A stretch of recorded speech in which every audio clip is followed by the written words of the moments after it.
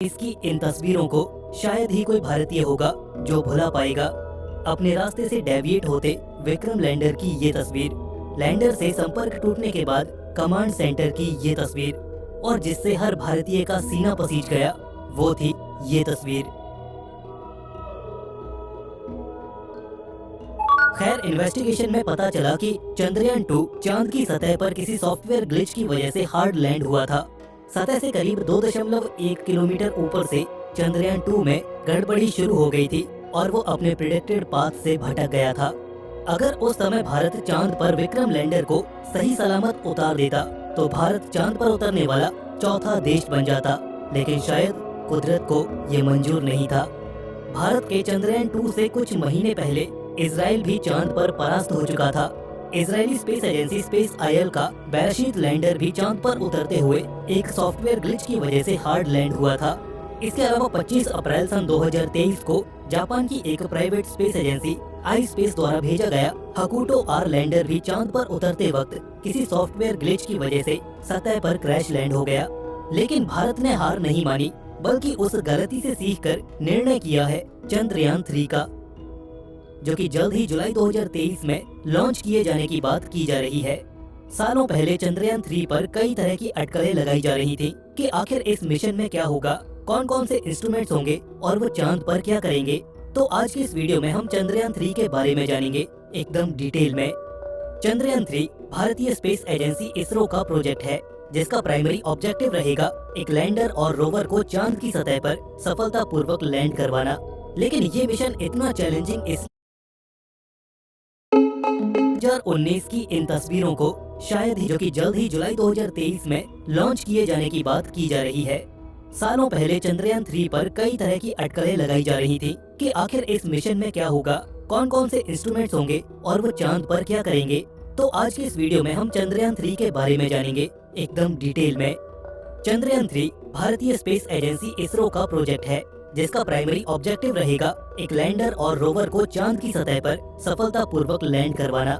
लेकिन ये मिशन इतना चैलेंजिंग इसलिए बन जाता है क्योंकि भारत चंद्रयान 3 को चांद के साउथ पोल पर लैंड करवाना चाहता है। अब साउथ पोल पर दिक्कत ये है कि हम साउथ पोल पर किसी भी चीज से डायरेक्ट कम्युनिकेट नहीं कर सकते, और न ही वो कम्युनिकेशन रियल टाइम में होगा, ना तो हम चांद के साउथ पोल को डायरेक्टली ऑब्जर्व कर सकते हैं।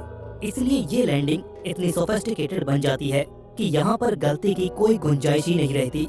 इसके अलावा साउथ पोल के इलाके को इतना ज्यादा एक्सप्लोर भी नहीं किया गया है, जिससे हमें वहाँ की जियोलॉजी और सतह की संरचना के बारे में ज्यादा डिटेल्स नहीं पता है। इसलिए भी चांद के साउथ पोल पर लैंड करना थोड़ा मुश्किल काम है। इसरो का चंद्रयान 2 भी चांद के साउथ पोल पर ही क्रैश लैंड हुआ था और चंद्रयान 3 को भी साउथ पोल पर ही उतारने का प्लान है। अब आपका ये सवाल हो सकता है कि अगर साउथ पोल पर उतरना इतना कठिन है तो हम बार बार साउथ पोल पर ही क्यों जा रही हैं? तो इसका आंसर ये हो सकता है कि चंद्रयान 1 ने चांद के साउथ पोल पर ही पानी की खोज की थी, और आगे चलकर नासा के ल्यूनर रिकनेसेंस ऑर्बिटर ने कंफर्म भी किया था कि हाँ, वाकई चांद के साउथ पोल पर पानी मौजूद है। चांद के इस इलाके में कुछ ऐसे क्रेटर्स मौजूद हैं जो हमेशा सूर्य की रोशनी से दूर अंधेरे में रहते हैं। हमें वहाँ पर पानी मिल सकता है। इसके अलावा सूर्य के रेडिएशन से दूर होने की वजह से उन क्रेटर्स में अगर हमें जीवन के संकेत मिले तो वो एक बहुत बड़ी खोज होगी।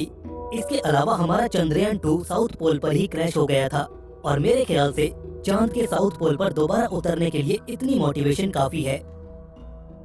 खैर, हमारे इरादे वही हैं, हमारा मकसद वही है, लेकिन चंद्रयान 3 ये बदल चुका है।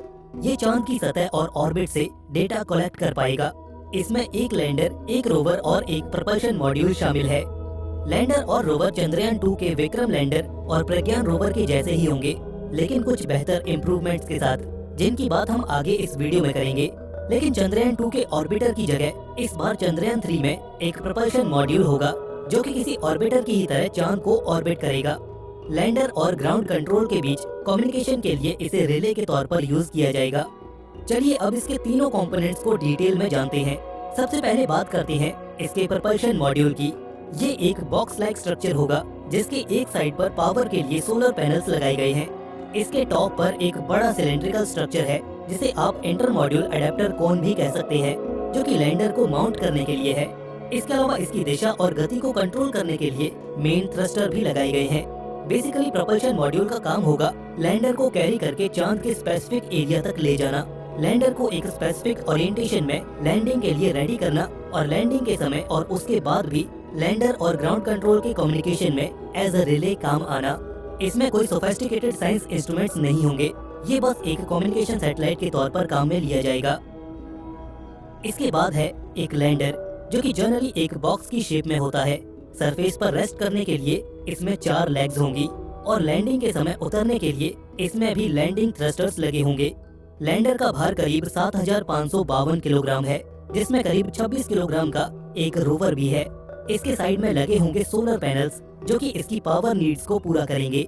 इस मिशन में इसरो की सबसे बड़ी चुनौती होगी सफलतापूर्वक चांद की सतह पर टच डाउन करना, और इसके लिए इस लैंडर में कई तरह के सेंसर्स का यूज किया गया है, जैसे कि accelerometer, altimeters, Doppler velocimeter, star sensors, inclinometer, touchdown sensor और कैमराज, जो कि खतरे को भांपने और सतह को सही से मॉनिटर करने और किसी भी हजार्ड को अवॉइड करने के लिए यूज किए जाएंगे।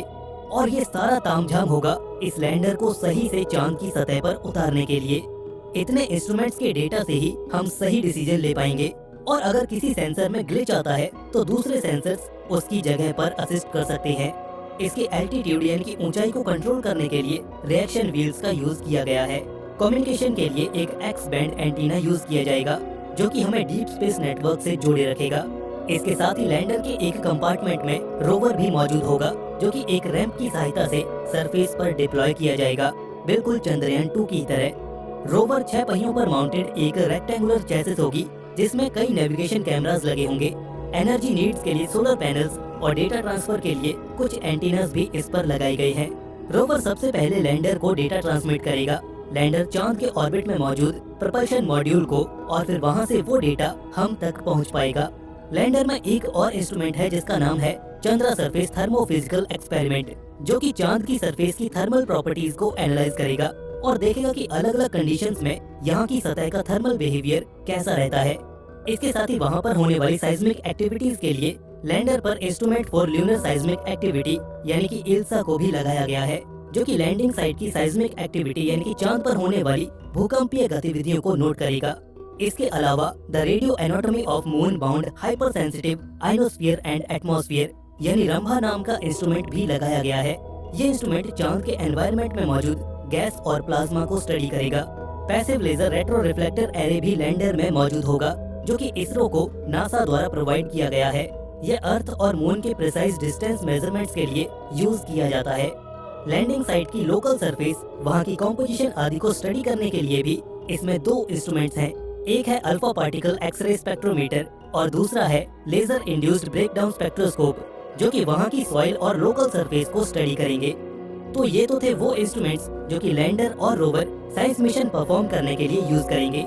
शुरुआत में हमने चंद्रयान 3 के ऑर्बिटर यानी कि प्रोपल्शन मॉड्यूल के बारे में बात कही थी कि इस बार ऑर्बिटर कोई स्पेशल साइंस मिशन परफॉर्म नहीं करेगा, लेकिन इस पर the spectropolarimetry of habitable planet Earth यानी शेप इंस्ट्रूमेंट को जरूर जगह दी गई है, जो कि चांद की ऑर्बिट में रहकर अर्थ को स्टडी करेगा। ये वाकई एक अच्छा कॉन्सेप्ट है। सीधी सी बात यह है कि हम चंद्रयान 3 से वो डेटा इकट्ठा कर पाएंगे जो चांद पर भविष्य में कॉलोनीज बनाने के लिए चाहिए होगा। जी हाँ, नासा और ईएसए के फ्यूचर प्लान्स चांद के साउथ पोल पर कॉलोनीज बनाने के हैं, क्योंकि वहाँ पर सूर्य के रेडिएशन से बचने के लिए क्रेटर्स मौजूद हैं, और इसके साथ ही वहाँ पर पानी की अवेलेबिलिटी होने की वजह से फ्यूल और डेली नीड्स पूरी हो पाएंगी। तो ये इसरो का एक बेहतर कदम है चांद को समझने का, और हमें पता है कि इस डेटा की डिमांड फ्यूचर में कितनी होने वाली है। ये मिशन इंडिया के लिए गेम चेंजर साबित हो सकता है। फिलहाल जुलाई 2023 में इसे GSLV Mark 3 heavy lift launch vehicle से सतीश धवन स्पेस सेंटर श्रीहरिकोटा से लॉन्च किया जाएगा। खुशी की बात यह है कि इस मिशन में हमारा चंद्रयान 2 ऑर्बिटर भी बैकअप रिले के तौर पर यूज होने वाला है, और ये बात शायद आपको दुखी कर दे कि इस मिशन को यानी कि रोवर और लैंडर को 14 अर्थ डेज के मिशन पीरियड के लिए ही इनिशियली डिजाइन किया गया है।